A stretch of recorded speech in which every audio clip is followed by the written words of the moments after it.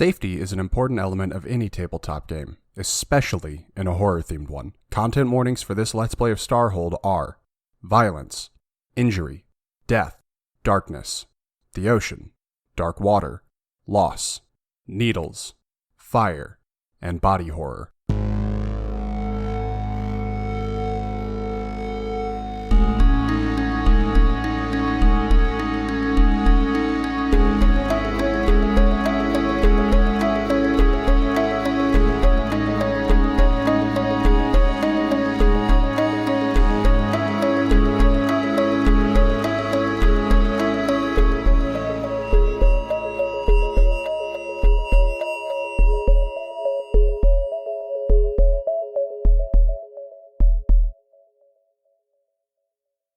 Hey everybody, welcome to the Critshow. I am your Critshow host and GM Rev, but today we're here for a different purpose. Today we're here to teach you about Starhold, a new Powered by the Apocalypse game written by someone who we'll talk to in just a moment. But first, around the table I am joined by... Hi, I'm Jake. I'm Kim. I'm Megan.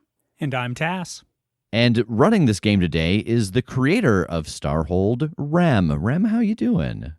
I'm doing good. How are you guys today?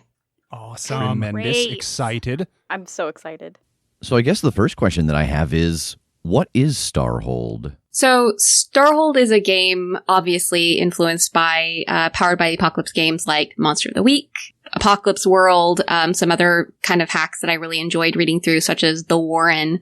It is something that is based off of these systems, but when I was going through the systems looking for things to play, a lot of them were sci-fi and a lot of them were horror, but none of them really matched up to what I wanted from those games. I was really looking for something that kind of melded my love of survival horror along with my love for sci-fi, and none of them really quite met what I was hoping to get out of it, which is not to say that they aren't great games in and of their own right. What they create for their particular game is amazing. It just wasn't meeting what I wanted. So I, after a lot of thought and a lot of going through games and playing, I came up with Starhold, which was supposed to be something that kind of melded the two genres together in something that would be pretty familiar to people who kind of love those kinds of stories. It's very kind of sci-fi survival in space, living on the margins, trying to learn how to accept a life that is full of danger, but also like this kind of terrible awe. You know, you'd said people being familiar with that kind of story. What were some of your influences for Starhold? I think the biggest influences that are pretty obvious from right off the bat are Alien, Mass Effect, John Carpenter's The Thing, even though that's not out in space. It is very much that kind of self-contained sci-fi horror sense of no escape. Like you're kind of stuck in this place and you have to deal with the danger and you can't really just go wherever you need to go to escape. You have to face it. You know, one of the things that I find when we talk to people who have created their own Powered by the Apocalypse game is that there's always a handful of, here are the little things that I have added that I love.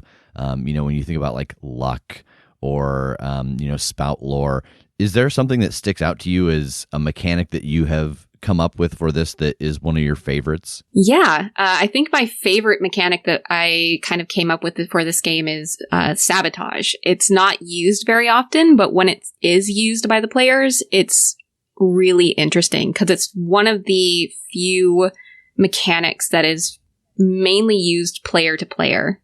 Not really used, NPCs or monsters or any of that. It's very much about I see this person doing something and I'm going to mess with it. And I think that that's an interesting kind of dynamic to bring into it. That's not really PvP much, but it's also not exactly friendly, if that makes sense. Okay. Well, we won't give too much of that away because I imagine we may see it in action here in a moment.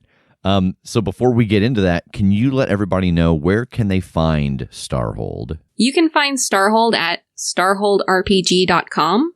If you're looking to follow us on social media, we are active on Starhold RPG on Twitter. And you can also find our store pages on Gumroad, which is linked on our website, as well as once the actual game is released, you're going to be able to find us on DriveThruRPG under SM Noble. All right. Well, thank you. I think it is time to get into the game. So the first thing we do in Starhold is create our spacer.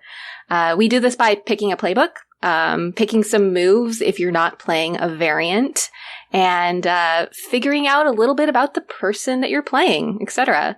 So why don't we start with Jake? Tell us a little bit about your spacer. Sure. So I am playing the specialist. In fact, I am playing the variant of the weapons expert. So my spacer is named Oakley Northwood. He goes by North for short. And he is a private security specialist. He works on one of the colonies. He works for kind of the people in charge, handling some of the more high profile, like security bits and bobs that need taken care of, special jobs, and other than that, just kind of broadly oversees things. But he's real handy with a gun, specifically real handy with a long rifle. So yeah, can you tell us a little bit about the playbook a bit? Which one you picked? Yeah, so the weapons expert specialist, as the name would imply, is an expert with weapons.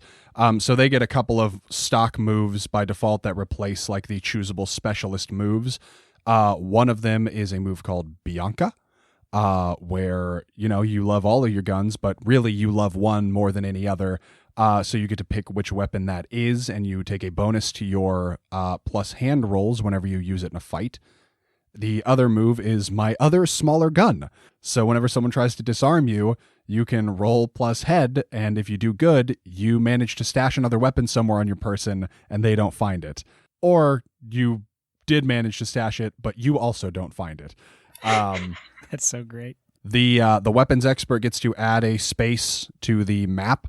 In this case, it is predefined as the armory. So I place 2 stockpile, defend, engage, ready up, attack from, and survive. Yep. And we will be covering mapping a little bit later, but that is definitely something that is good to keep in mind. Yes. And I get a special move, a special piece of gear. It is my signature weapon. It is the weapon that I've spent my time crafting, and I've decided this is it. This is the one for me. So the weapon that I have designed, it is a distance weapon, so it does 2 harm. I pick 2 pros and 2 cons. The pros that I picked are bright, it blinds the target, and brutal. Nearby enemies are intimidated. The cons are unwieldy and extremely dangerous to handle. So I picture this kind of like scale-wise, kind of like the Lancers from Gears of War. Just a big, mean, fuck-off 2-handed gun Yes. that blasts like hell. I love it. Beyond that, as far as stats go, just kind of I've got 0 head, plus 2 hand, minus 2 heart, 0 group, plus 2 tech. So not the sharpest and not the most empathetic, but pretty good at shooting and pretty good with his items. Nice. And you don't need to go too far into it, but what was North doing before he started working in this particular area? Did he have like a job he was doing? North was just kind of he was a merc. He was like a traveling gun. He was for hire. So he's been, you know, training, shooting like his whole life. He is not like military or special forces or anything like that. Never has been. He's kind of a cowboy. So he shoots for the fun of shooting, and he likes being good at it. And he just got kind of shockingly good at it to the point that he earned a reputation. People would hire him for it. And this is kind of one of the first like salary jobs, like payroll jobs, that I think he's ever held. He is not usually this stable and tied down of a person. Okay. Yeah, I love it. That's great. All right. How about Kim? Why don't you tell us a little bit about your spacer, moves, etc.? Sure. I am playing Callista Gray, and I am playing the leader playbook, but specifically the diplomat variant of that playbook. I love the flavor text of this. A politician by nature with a hidden agenda that they might argue is for the greater good. Charming and intelligent, but not always trustworthy. So the diplomat's moves are diplomatic immunity. People think you're an easy target, but they're wrong. When someone tries to harm you, roll plus group to see if your bodyguard will save you. On a 10 plus, your bodyguard knocks you out of the way safely. On a miss, both you and your bodyguard have to deal with the consequences. And my other starting move is Skilled Negotiator. Not everything is answered by a fight. When you try to negotiate a peaceful solution with a sapient hostile force, roll plus head. On a 10 plus, they halt their attack for now. On a 7 to 9, they need proof of your intentions before they'll stand down. On a miss, things turn out worse than if you hadn't tried to negotiate at all.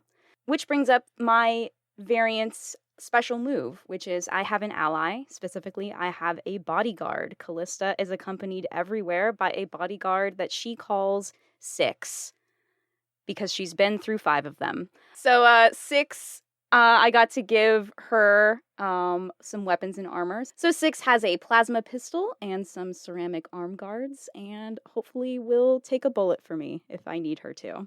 Awesome.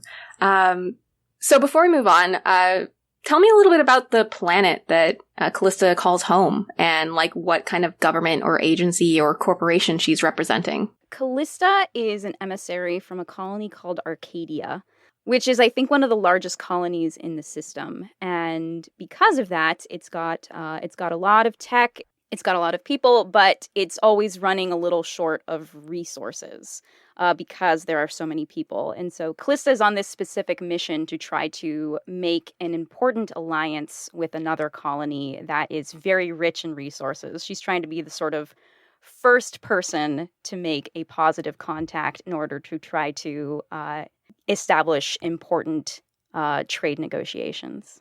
Okay, sounds really excellent. And my stats are +1 head, 0 hand, +2 heart, +2 group, -1 tech. So very good at negotiating, very good at being able to sort of get insight into people, not super good in combat, and not very good when it comes to using like items and technology. Excellent. I love it. Megan, why don't you tell us a little bit about yours? I am playing the Stowaway, specifically the variant The Kid. So my flavor text is, whether by accident or on purpose, you're stuck in this place now and you're going to have to make the best of it. If they don't throw you out the airlock first. Which, hopefully they don't, because I am a 10-year-old child named Tara Lake. And Tara is the daughter of the governor of the colony that she's from. And she has been sent away. She's not sure why, but she was told that she had to leave, and she was not happy about that. So she snuck back on the rocket ship that she was taken away on. So as the Stowaway, my 2 moves are Escape Hatch. You know all the vents and crawl spaces of this place like the back of your hand. When you need to make a quick escape, roll plus head. On a 10 plus, you get out no issues. On a 7 to 9, you'll leave something important behind. And on a miss, you're caught in the attempt. And my second move is get away from them. You don't want anyone to get hurt because of you. If someone is trying to protect you from an enemy, you get 1 free hit on the enemy that inflicts 1 harm. And the kid gets a keepsake or companion. You don't have a lot of comforts that most kids get, but you do have your companion. It can be a real animal or a toy of some kind. Pick 2 tags from the list below and add your companion to your gear list. As long as you have your companion with you when you take a stress, you can choose to roll plus heart. On any kind of success, you don't take the stress. On a miss, something happens to your companion and they are unavailable for the rest of the crisis. So Tara has a stuffed animal that is a small stuffed possum named Opie. Oh my god. It's so cute. I love possums. And the 2 descriptive tags that I have for Opie are old and ugly. He was passed on to her from her grandfather, and it's just a toy that he had when he was a young boy, and it's been passed down to her. So it is kind of like there's 1 button for 1 eye, and the other eye is missing, and it's just kind of dirty. A lot of people don't take too kindly to possums, so she uses that to her advantage because she uses him to play a lot of pranks on people. With my escape hatch move, she's kind of kept under lock and key in the governor's suite. Her parents try to keep her out of a lot of political associations, but she likes to sneak out and explore the colony at night. So that is why she is so familiar with this place that she's from. And she takes Opie with her, and he helps her out in some spots.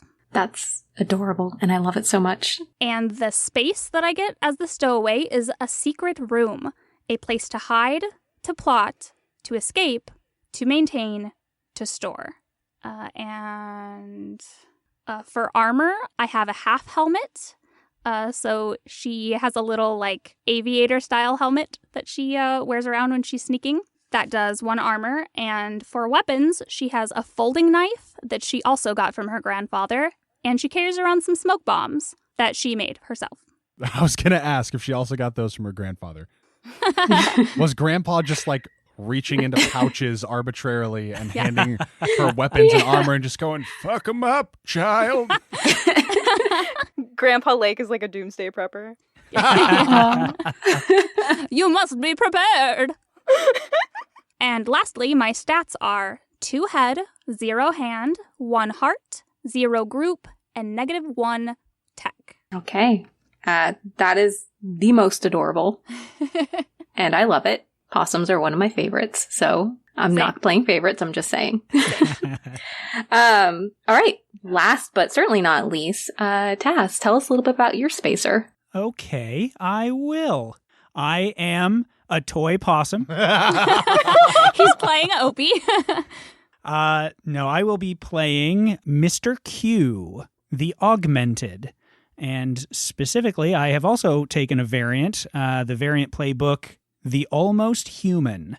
And yeah, the flavor text is wonderful on this too. There's something not quite human about this one, but no one can really pinpoint why. Whatever their true identity, they struggle to gain the trust of those around them.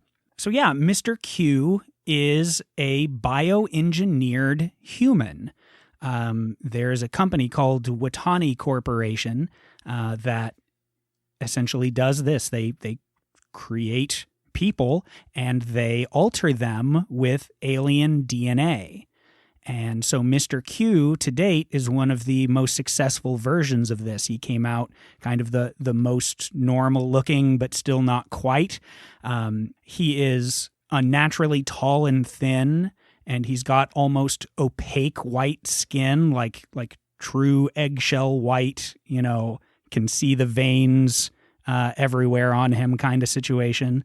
Completely hairless, and he always wears this very distinct black and gray rubber bodysuit.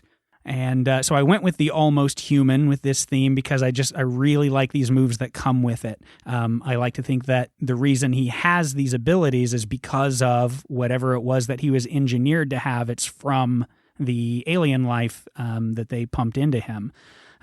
So the first move is looking for me. Sometimes the best way to get by is to blend in, and you have the uncanny ability to do it at will. Whenever you need to hide in plain sight, roll plus tech. On a 10+, you disappear to all senses and sensors until you move. On a 7 to 9, you're mostly hidden. And on a miss, you think you're hidden, but you're not.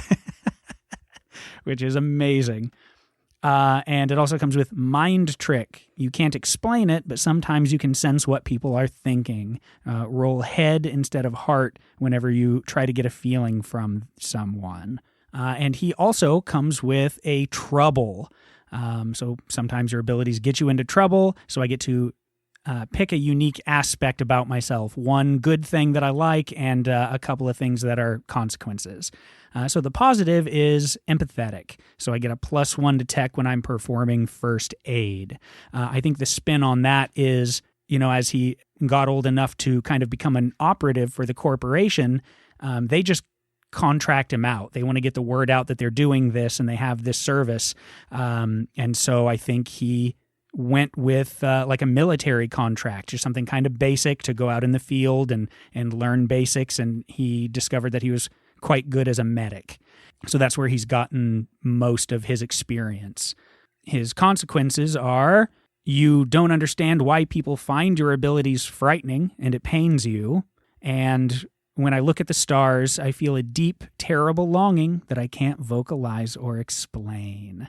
I think that's a little bit of that alien DNA too. Something's calling to him from the void. So yeah, Mr. Q is kind of here looking for something to make a little permanent, like a job that can also be maybe a home for him, like this contract that will be lasting, as opposed to all of the sort of testing that he's been doing to manifest his abilities so far. So the space marked for the Augmented is an observation deck, a place to look, wonder, feel small, and contemplate. I love that. I have chosen kind of practical tactical gear, so he has a tactical flashlight and a magnum, and the stats are +2 head, +1 hand, 0 heart, -2 group, and +1 tech. Awesome. I'm so down for this. So, speaking of spaces, one of the kind of unique things about Starhold when I was writing it is that I really wanted it to be very location focused. It's really influenced by the fact that, like, if you watch a lot of sci-fi or if you watch a lot of horror, locations are kind of their own character. So, for example, if you think of, like, the Overlook Hotel, the Nostromo, or Twin Peaks, these places are as much of a part of the story as the people that are in them. So in Starhold, we try to replicate that, and we also kind of try to replicate the kind of claustrophobia that comes from living in the margins of space.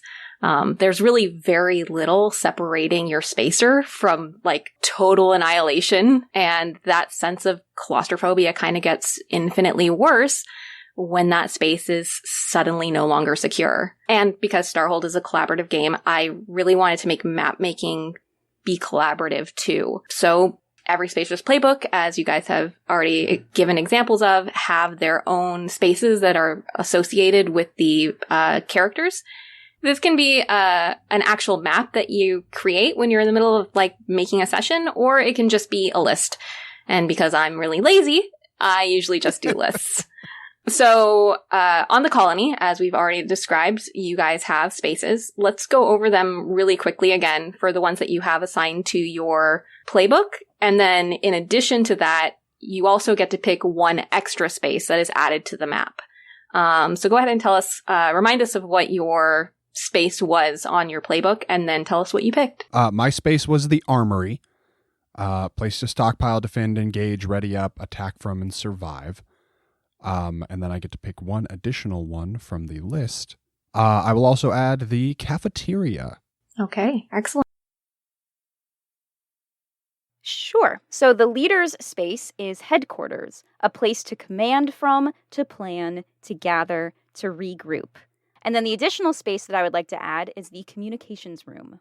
As the stowaway, I have the secret room as my space, a place to hide, to plot, to escape, to maintain, to store. And for my bonus, I would like to add the marketplace. Excellent. And mine was the observation deck, a place to look, to wonder, to feel small, and to contemplate. And I added a greenhouse. That is absolutely necessary on a colony. Yeah. Everybody's picks feel a little bit more utilitarian, like a little bit more important than mine. I just wanted food. You took cafeteria. That was going to be my first pick. People gotta eat. It's a thing. So in addition to you all getting to pick an additional space along with your kind of assigned one for your playbook, I, as the speaker, also get to pick some spaces, and I kind of get to fill out what I think is necessary for the game and what kind of fills in some gaps that are not covered by the ones that are already on the list. So my additions to the map are the infirmary, the lab, the research room, living quarters, a mining shaft, which is a custom location, processing plant, maintenance, and a generator room. And so these are the spaces that we have. And so you don't need to obviously worry about, like, you know, ventilation shafts, bathrooms, any of those kind of things that would naturally come with a living space. But aside from that, once your map has been made, this is the map. And that kind of contributes to the sense of claustrophobia, that there's really nowhere else for you to escape. If you don't have it, it's not there. So that's our colony. Speaking of, what are we going to name this colony? This is your choice. It's where you're going to be. Tell us, what do you think would be a good name? Indianapolis. God, no, Oh. please. Oh, okay. Can we know what it's like a little? Yes. So the colony is actually a mining colony situated on a planet called Granus. And this planet has no atmosphere, but it is covered in ice. And under this ice is an ocean that is full of organic chemicals, of thermal vents, just all kinds of nice things, making it perfect to live in, but not on. So you can't really live on top of the planet. So the colony itself is essentially bolted to the underside of this thick ice crust. And there is a large mining shaft that goes all the way down to the sea floor, where they mine for these really precious resources that Callista Gray has come to kind of negotiate for. Give them to me. I love it so much. Yeah, this is so cool. We're underwater and in space, sort of. I think we should Wait. name it, it's a stalactite, parentheses, but not a real stalactite, close parentheses. Vil. What's the difference between stalactite and stalagmite? That's the name. That's the whole name of the question. colony. Yeah. Iceberg.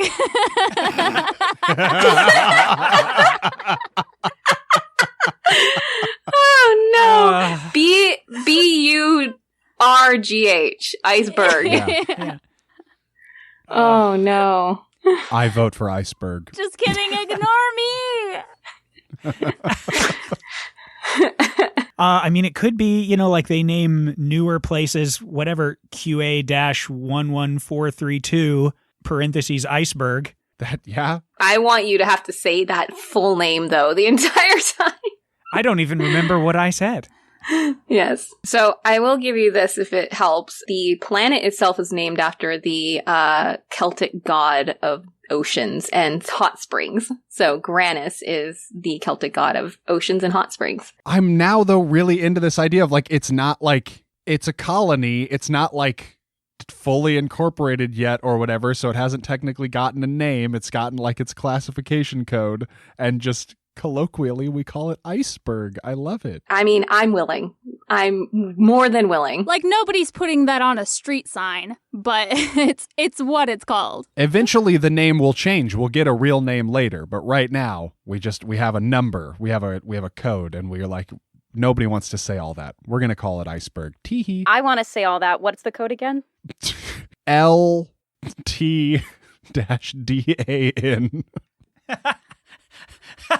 No. No, not that. God damn it, I had to write it before I got it. My God.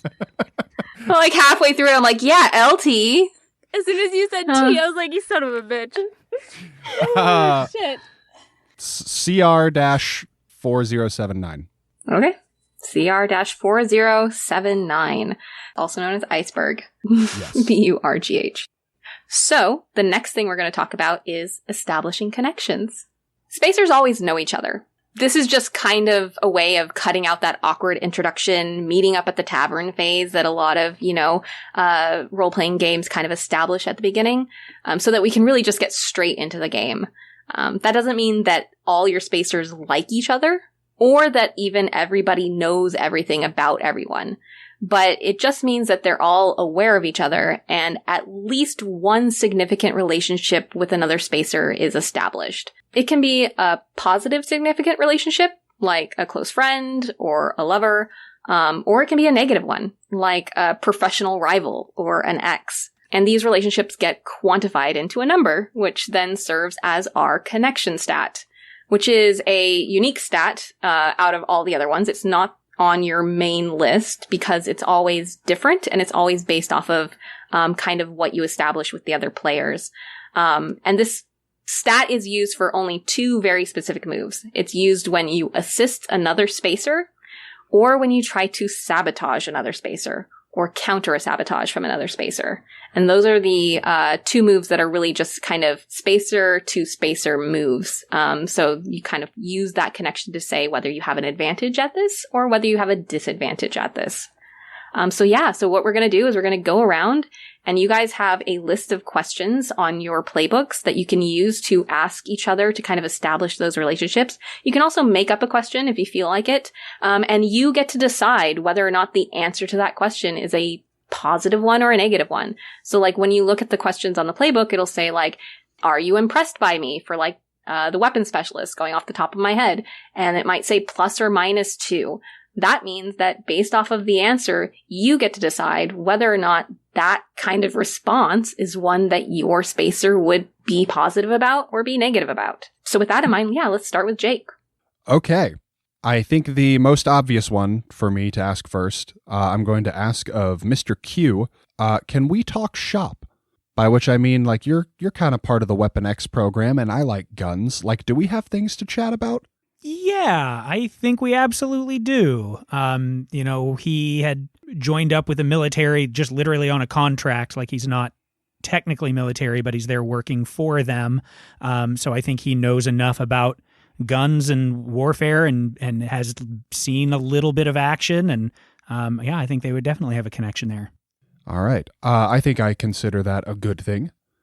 So that will be a +1 with Mr. Q. For Callista, have I impressed you? Not yet. Okay. Is that the end? Is that all? You're just gonna do me like that? That's enough. Yeah, I'm gonna do you like that. Then I think that's a bad thing. So that one is a -2 actually with Callista. For Tara, I feel like I partially need to establish what our relationship is. I have the thought in my head that it was my job to escort you wherever you were supposed to go away to. Well, you're doing a bang-up job because I'm back. Yeah, I know. Does that seem good? Like if the gun dude and the kid were to have a relationship, does it seem kind of like I would be like the escort, the babysitter? I am more than happy to be your baby Yoda. Okay. So the question that I've got remaining for you then is, do we get along? Yes. Yes. I think so. Okay. Despite the fact that I took you away from home. Yeah, I think that she is definitely annoyed at being taken away from home because she does not want to be away from home, but she thinks your ridiculously oversized weapon is like really cool. Okay. I think that is also a positive then. So that will give me a +2 with Tara. All right, so my connection questions. Tara, would you lie to me? Absolutely. Yeah, without a second thought. Yeah, that's going to be a -1 for Tara. North, do you trust me? I feel like no. That's probably not personal. I don't think I trust most people. That's fair. So that's a -2 for North. Mr. Q. Yes. Are you a trusted confidant? Yeah, maybe. I mean, I think if she feels like she can confide in him or wants to for whatever reason, he's not used to people wanting to talk to him, so he would absolutely.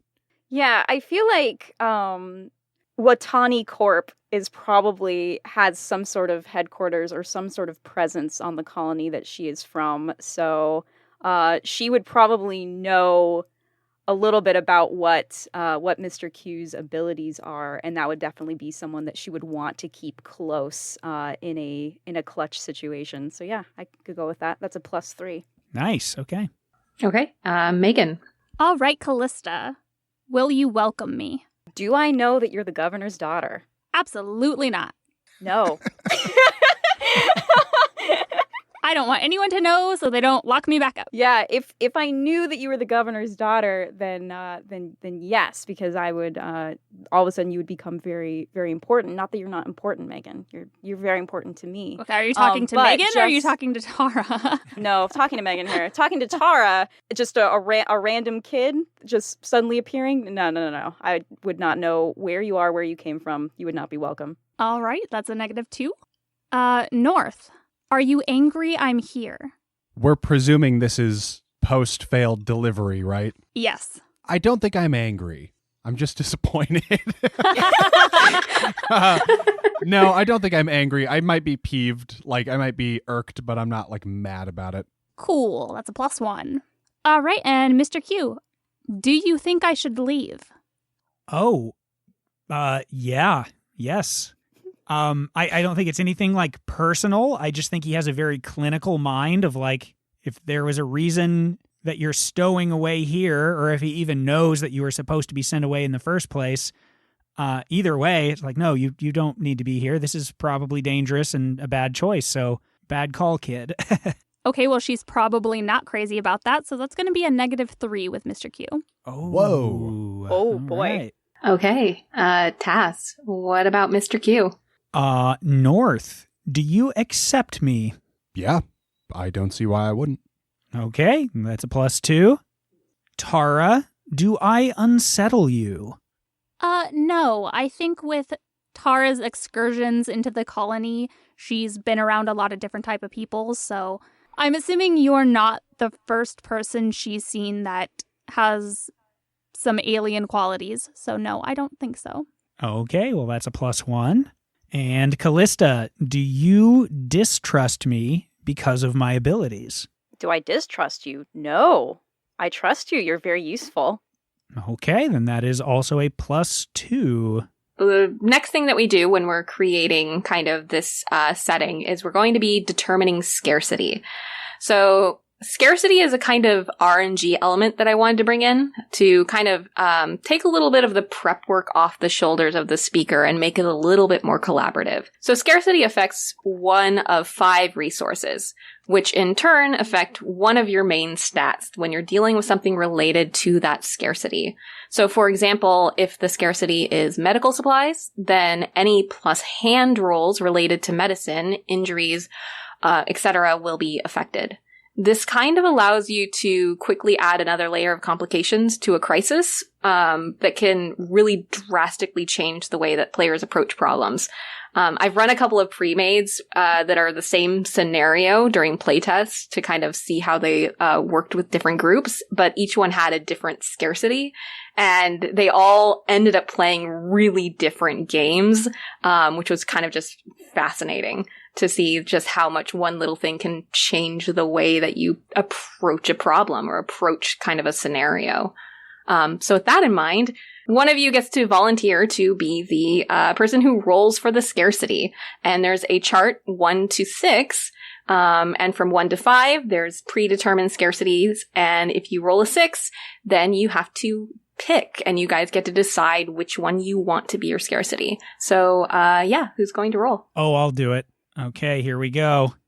Up 6? Oh, good. Nice. Yay! You guys get to pick your scarcity. What do you guys want to have be a resource that you are currently lacking? The scarcities are oxygen, medical supplies, food, water, or fuel/energy. Well, not food, because I added a cafeteria and I'm very proud of it.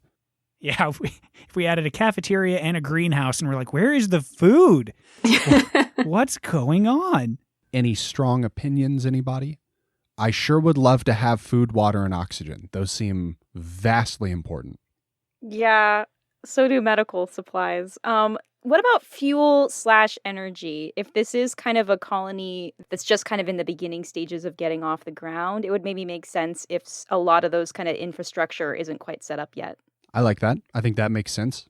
I mean, I don't like it, but I'm not going to like any of the answers. So, yeah, that's solid. I think it's, extra terrifying, the idea that we might be trapped in an underwater prison and the power goes out. But I'm very much into the idea and it makes sense. Okay. I'm excited about this one. Yeah, Okay. underwater in the dark. All right. So with that in mind, let's go over the basics. I'm not going to make you go over every basic move just because that's a little time consuming, and you'll kind of get an option to look them over and play them in the game and kind of learn as you're going. But we do have a reference sheet for spacers that have all the basic moves on them when you need them. So if you need to check it, it's going to be right there really quickly. You also have your own unique moves, obviously, that you have access to. So if you have any questions about them, you can always ask me. I think you guys have a pretty good grasp on those. Generally, when people are making a spacer that isn't a variant, they get to pick their moves as well. So there's options to do that. And then when you level up, that is also an option that you can choose to pick a move from your playbook currently or from another playbook. There's 2 ways that spacers can suffer in this game. So there's the normal way, which is taking harm, which I think we're all very familiar with. And then there's the other way, which is taking stress. So harm is physical and it can kill you, obviously. Also, even if you don't die, taking too much harm can actually really hurt your spacer, and it's called a scar. So when a scar happens after you've taken 5 harm and become unstable, you then take a permanent for the session, not forever, but permanent for the session, -1 on any stat that you think would be related to that scar. So it's actually the spacer's choice, what stat gets reduced by -1. And they kind of get to decide on narrative flavor, hey, I got shot in the arm and now I've gone unstable, but my arm isn't quite the same and it's going to take a while to heal. So I'm going to take a -1 on hand for the rest of the game. So that's a scar. And that's what happens when you just take too much harm and you kind of get hurt too often. The other way that spacers kind of struggle is stress. So stress is emotional rather than physical. And, when you just become too stressed, you've run into too many problems and you're just having a hard time taking it all in, you become exhausted. After a spacer is exhausted, their next 3 rolls are bumped down a tier. So, if you've rolled a success, then it becomes a mixed success. If you've rolled a mixed success, then it becomes a miss. And if you roll a miss, things just get really, really worse. Ooh. So when you roll a miss, the nice thing is that you get experience. So at 5 experience, you level up. When we are doing a one-shot like we're doing today, one of the suggested alterations that I have in the handbook is that you start your spacers off with 2 experience marked already so that they get a chance to kind of level up in the first game and see what it's about and kind of get to make those choices on the fly. Also, one of the things that we have in this game is a mechanic called intuition. Intuition lets you roll an instant success if you need to.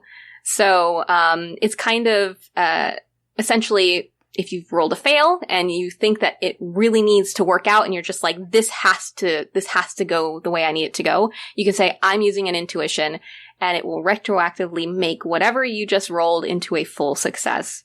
For the one-shots, I kind of suggest to limit intuition down to 1. So for our game today, you guys get 1 intuition to use for the whole game. And after that, once it's been used, you are essentially done for. And what done for means is if you don't have any more intuition left, your misses are all kind of treated as like a hard failure, meaning that I get to go at you with the worst moves that I have as the speaker. But the nice thing about this is that, it kind of adds a little bit of danger. So you kind of know that I can use this at any point, but after that, things might go very, very wrong. And the other thing that happens mechanically when you become done for, essentially, is that you permanently mark off 3 stress boxes. This means that you can't recover them. They're gone forever, meaning that for the rest of the game or the rest of the campaign, depending on what you're playing, you become stressed far more easily. The thing that is helpful, though, is that spacers can protect themselves from stress with a thing called the heart shield. This is based off of your plus heart stat.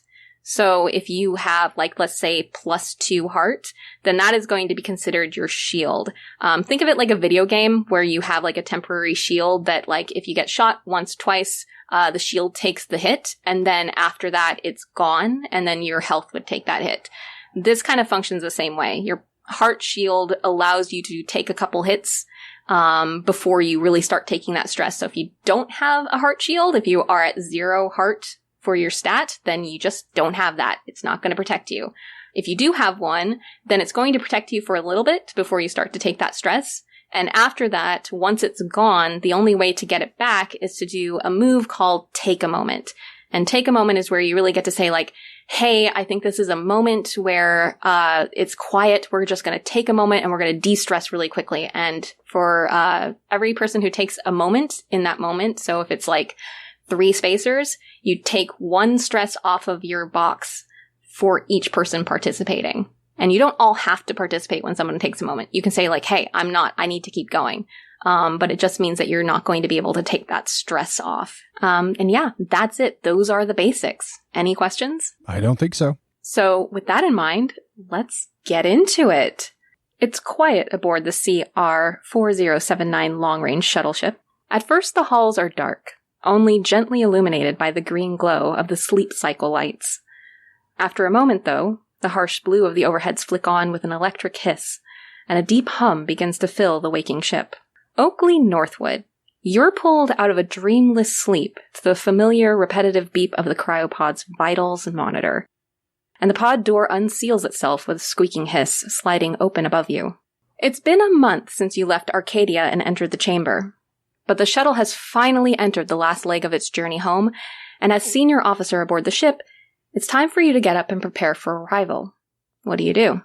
I imagine the first thing I do is go to my locker and put all of my stuff back on, get kitted up so that I'm prepared for whatever eventuality may come, and then start doing my rounds. Make sure that everybody else who's in a sleep chamber is still like vital and okay, and then go around the ship and make sure that the systems are operational, that nothing seems out of the ordinary, and we are clear for our final approach.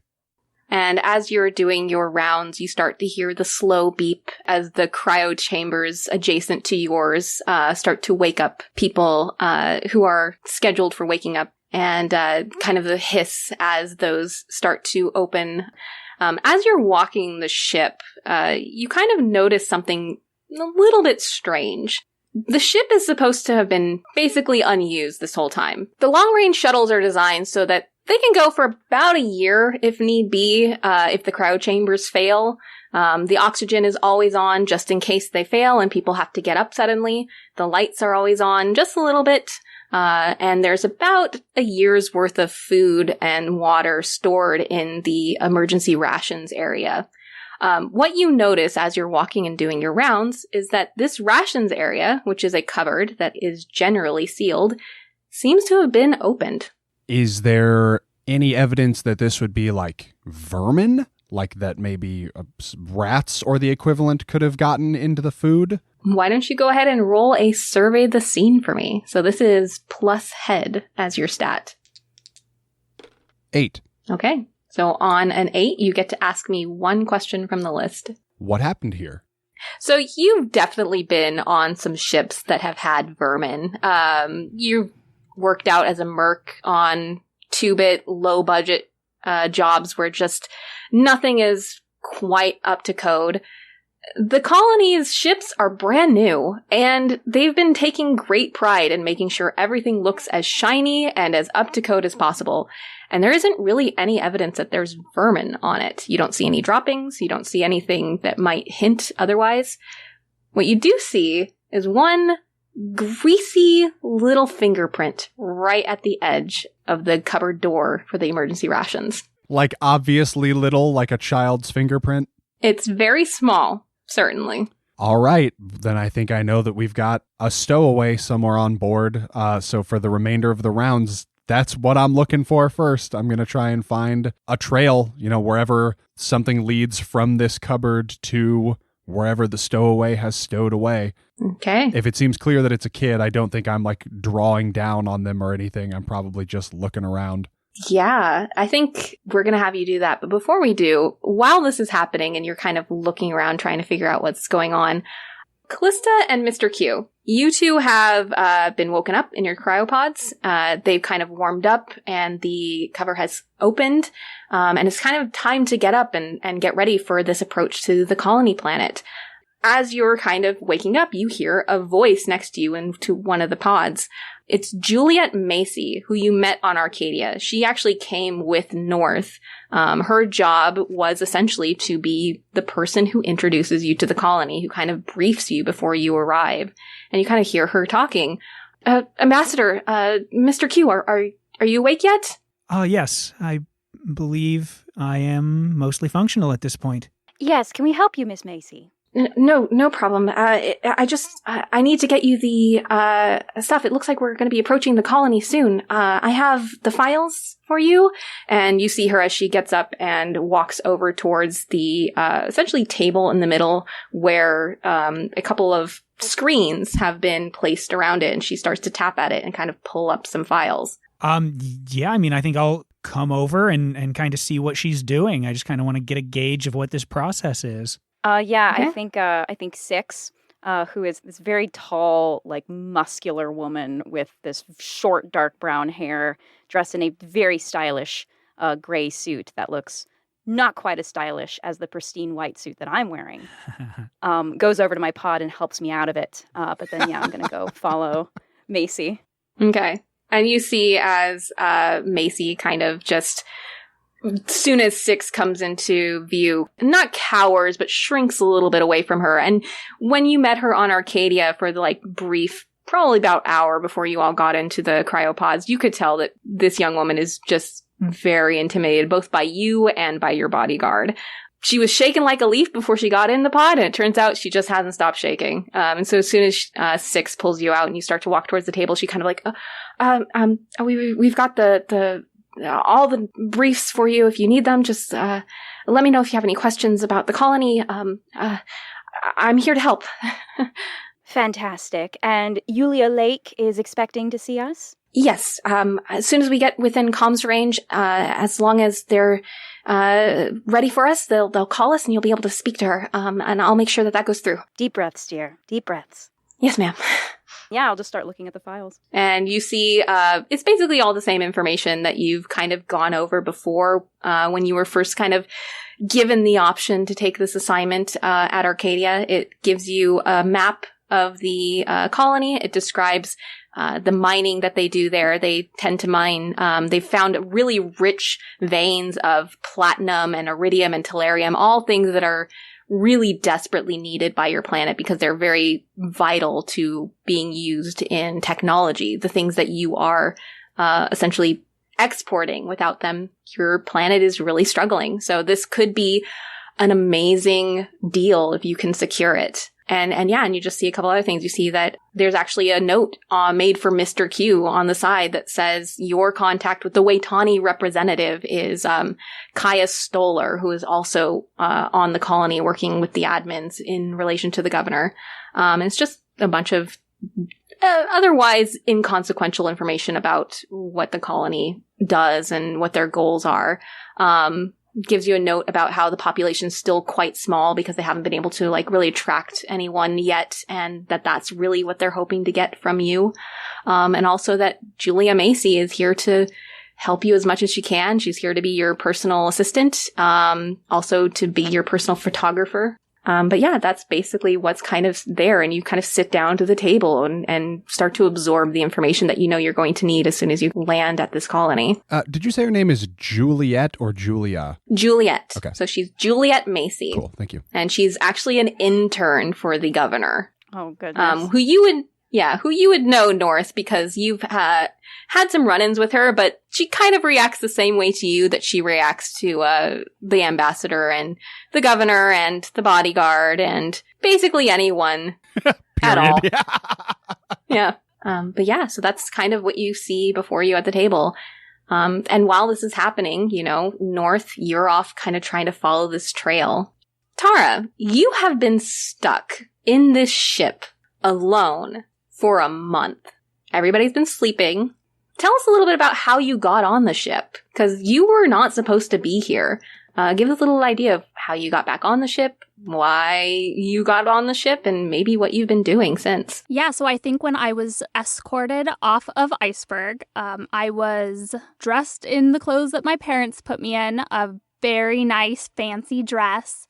I have hair that goes down to my knees. It's long and straight and black. When I was dropped off on Arcadia, I asked if there were any toys that I could play with while the grown-ups were talking. And when I went off on my own, I ditched the dress and I had some long flowy black pants and a long sleeve black shirt. And then I French braided my hair and had my aviator's cap that I kept with me. And I snuck back to where the ship was that we had left from. And I hid in a cupboard that had a bunch of cleaning supplies in it. Okay, yeah. And you got left on Arcadia with your aunt, who is infamously known for kind of being a space case, and the fact that she immediately lost a child after taking one into her care. It's not surprising, probably a little disappointing. And I trust that she does not want to tell my parents that she lost me, so I figured I would have some time to get back before she realized she could not track me down and had to tell my parents. So I think I waited until we had taken off, and I crept out of the cupboard, and I saw that everybody was asleep. And I think I definitely peeked in and looked at everyone and tried to see if I could recognize anyone and kind of familiarize myself with how many people there were. And then I found the snacks, and it was just party time all the time. I stayed up as late as I wanted. It was great. Watched all the rated R vids on the console. Yes, that were included. Yeah. just Jurassic Park. That's the only one. Jurassic Park over and over again for a month. I absolutely have no problem with that. So I think when North finds me, I'm not even hiding. I didn't realize how close we were. I was like, oh, I got a month. And I'm asleep on a table just covered in wrappers. Just every dessert MRE that you have. There's crumbs all over my face, and I am passed out and holding a little stuffed possum. I let out a big sigh and just kind of like tilt my hat backwards and sit down at one of the chairs at the table and just vaguely poke her awake. What? Oh no. Oh no. Is it time already? Yeah, it's time. Oh no. Oh shoot. Oh, North, don't tell them I'm here. Please don't tell them I'm here. Dadgummit, Tara, you aren't supposed to be here. This was my one job. What are you doing back on this ship? I know, I'm sorry. I wanted to go home, and I knew that my aunt wouldn't let me do anything fun there, and I'm sorry, but please don't let them know who I am. Juliet's here. She'll tell my moms. Please. You know Juliet's gonna recognize you as soon as she sees you. Don't let them know I'm here. You can't live on the ship for the rest of your life. You're gonna have to get off it at some point. Yeah, when we get back to Iceberg. I'll go back in the cupboard. I'm sorry. I meant to clean up before you guys woke up. I didn't know how long it was. And I'm just like sitting up on the table, like reaching my hands out around me, just like scooping all of the wrappers into a pile.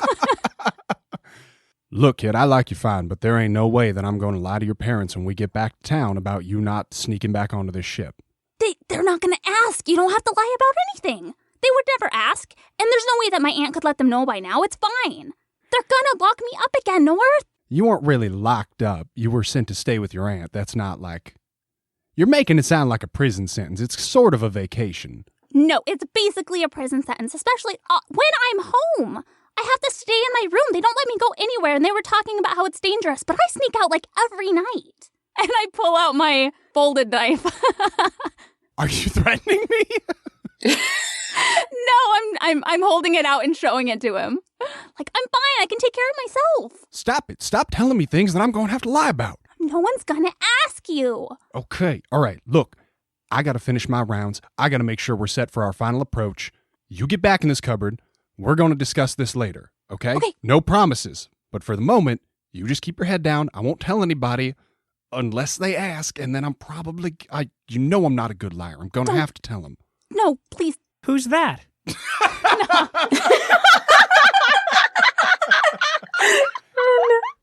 Yes. Oh, welcome, Mr. Q. How was your cryogenic slumber? Dreamless? As it should be. Is there anything that I can do for you to make you more comfortable as we come in for our landing at Iceberg? Yes, I've just come looking for something to snack on. I found myself quite peckish after the sleep. I think I'm just frozen on the table. Like, I've been watching so much Jurassic Park, I think if I don't move, he can't see me. I think I'm like facing Mr. Q. I've got her behind me, and I've got like a hand behind my back, like snapping and pointing to like go somewhere else while I'm talking to him. Yeah, if he says he's hungry, I just like pick up a bar and like scoot it forward, and I like sneak backwards off the table really slow to go get into the cupboard. Can I interest you in this fine food bar. Yes, that is actually perfect. Tremendous. Well, you go and make yourself comfortable, get ready for our landing here, and I'm going to go around the ship and finish my rounds. All right. And I leave. And you head back out into the main body of the ship. So the nickname for this ship, they're supposed to be long-range shuttle ships. That's generally the accepted term, but you just call it the shuttle bus because it is literally just mainly a kitchen area, which is the area where Tara was currently napping amid her horde of wrappers. And then a kind of restroom area right next to it, very much like an airline, very small restroom. And then the cryopod area, which is essentially the bus seats. Everybody gets stuck in a cryopod, and that's where they live as long as everything goes right, along with kind of the central like table living area for when people wake up and kind of have to get ready to go into an atmosphere and land. And then there's the front navigation area, which is where the screens telling you what's going on with the ship, how far you are to reach your destination, etc., kind of are located. And as you're exiting this kind of kitchen area and heading into the main body of the ship, you can see at the front that one of the screens has lit up, and on it is a projection of the planet Granus, where Iceberg is located. It's this small ice planet just hanging out in the void on a binary star system that is just, from what you can see, completely inhospitable, at least on the surface. And as you kind of approach this console area, you can see a bunch of data coming up telling you that you are about 5 minutes out from entering into the path to get onto the planet and land at the colony. Is there anything any of you want to do before heading in? I'm going to sit at that console and try to avoid having to talk to anybody so I can keep my terrible secret. Yeah, I think I'm just getting everything in order, making sure all of my equipment is clean and set and ready to go. Okay. Yeah, I think I took all the wrappers with me, so I'm just sitting in the cupboard, holding them in my lap, trying to be real quiet. Which is difficult because there's a lot of wrappers. Yeah, I think I'm also just reviewing my notes and making sure that any sort of last-minute touch-ups of my hair and my makeup are pristine so that we're ready for a nice welcome to the colony photo right when we leave. And so as you guys are kind of making these preparations and kind of getting ready, the ship enters into a kind of descent route, and you can see it mapped out on that big screen that was come to life above the main console. And as you're watching, there's this moment, because the screen isn't actually a window, you can't see anything outside, it's all very solid. There's a moment where you hit the very minimal atmosphere, like it's almost non-existent, and the entire ship shakes just for a second. And then it goes quiet for a moment. And then there's this immense sound of rush as you feel the impact of the ship as it slides into what is essentially, as North would know from previous ventures in and out, a hole that has been opened into the ice. And the ship goes in and hits the water, and then there's just this moment of quiet as the entire ship powers down its external engines as it kicks on the submersible engines that kind of power it slowly through the water towards the colony. And as this is happening, the autocoms come on and start to fizzle and pop, and you hear kind of the static noise come over the communications that is trying to connect to the colony. Does it seem like I need to, like, fix something? Or does it seem like they're going to get through to me in a second? You know that sometimes it takes a moment for the communications to kind of kick through. And so you wait, and all you hear is static. CR 4079 Communications, this is the shuttle bus. I'm not reading you if you're trying to communicate. Are you reading me? Over. There's just this long static, kind of interrupted a little bit by spikes that may or may not be something trying to get through. But it just doesn't seem to be quite connecting right. Oakley Northwood, is there a situation with the comms? Daggum, you gonna have to stop sneaking up on me like that, Mr. Q. My apologies. Yeah, there seems to be some sort of issue. I'm not really a communications guy, so I'm not sure what it is. Maybe we're just out of range, or maybe there's something in between us and the comms tower. I'm going to keep trying to reach out to him here as we approach, but the ship will take care of the rest of it just fine. So hopefully whatever the problem is, we can figure it out once we dock. All right, that works. Unless you've got some sort of communications expertise, I wouldn't say no. I don't believe I do. There is a move for user repair an advanced item. Mm-hmm.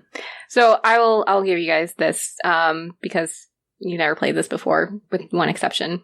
User repair an advanced item is one that you could use. There's also survey the scene to kind of get an idea of what's happening. Or you can talk to the people that are around you. So, for example, you do have an NPC at your availability. Like, those are kind of the options that you could take here. I do know a little bit about some of these systems. I could take a look. I guess I want to, just kind of get down and see if I can notice anything on the panel or anything about our ship that might be messed up that's causing this. Yeah, go ahead and roll survey the scene for me then. Boxcars. So that's a Nice. 14. Yes. So you get to ask me 2 questions from that list. I guess simple question here. Can I see anything that happened here? Looking at this panel and kind of based off of the knowledge that you have just from your training and previous experiences, doesn't look like there's anything wrong with the panel itself. But as you're pulling up one of the screens to kind of give you more information, you do notice that there seems to be a very high spike in solar flare activity that may or may not be interfering with the communications. It's unclear whether or not that's the direct culprit, but it seems like it might be something that might be happening. Oh, okay. You can, I will say, if you want to hold on to your next question, as long as it's relevant on this ship, I will allow you to hold on to that. Okay. Yeah, I think I've kind of answered what I had in my head with that, so I'll just turn to the group. I believe everything is fine on our end, with the exception that there is some sort of spike in solar activity that may be interfering with the comms. Miss Macy, how many times have you made this round trip? Round trip? No, this is my first time. I did arrive, and it's something that, they did kind of inform us that might be an issue sometimes, but it's not typically.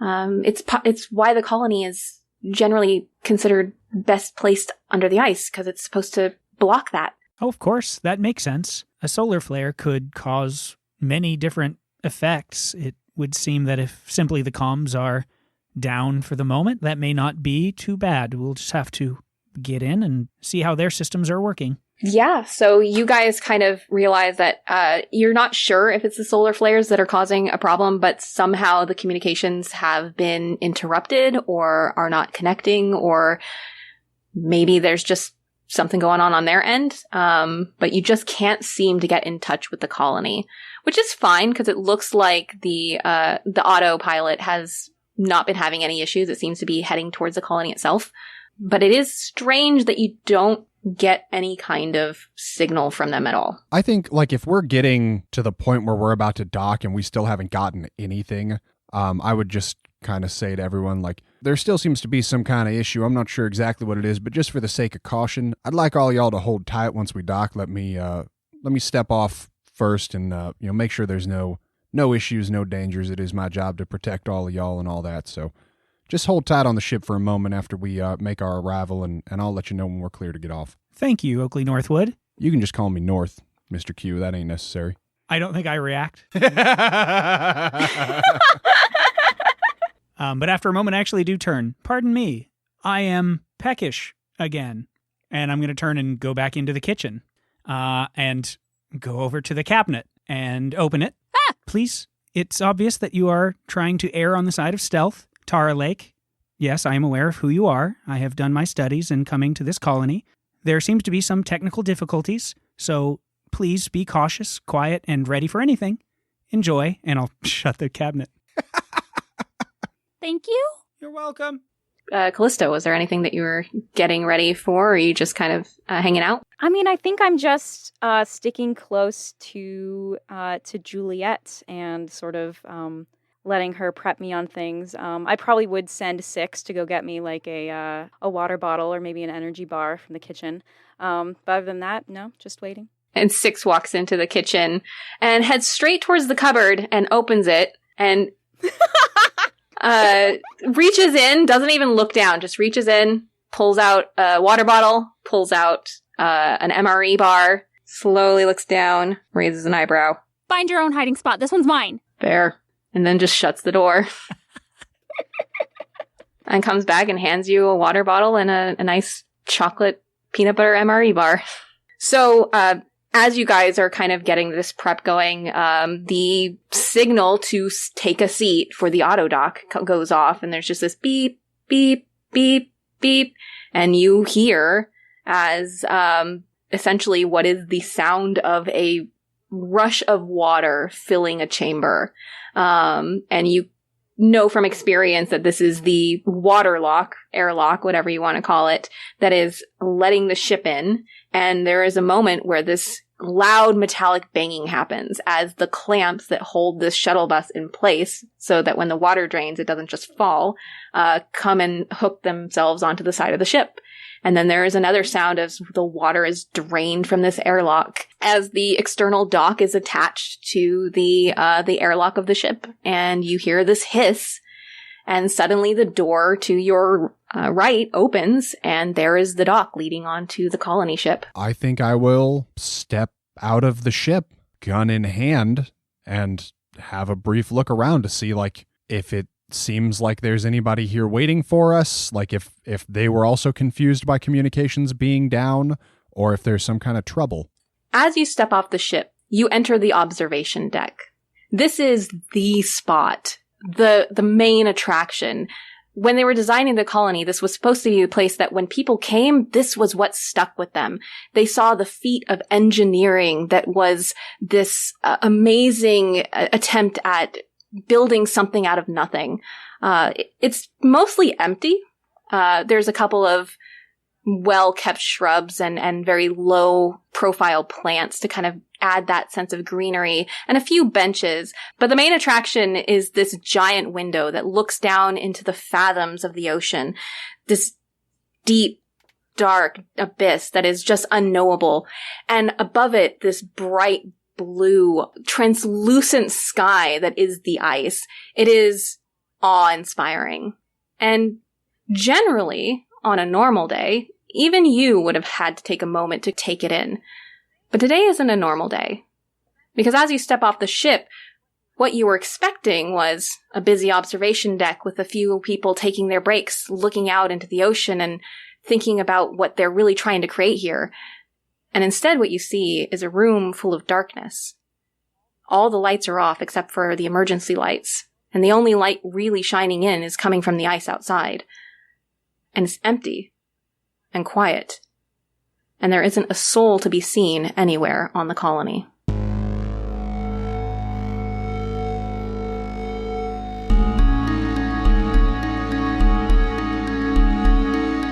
In Starhold, you play as a group of spacers struggling on the fringes of the last great frontier, scraping by in a cold universe.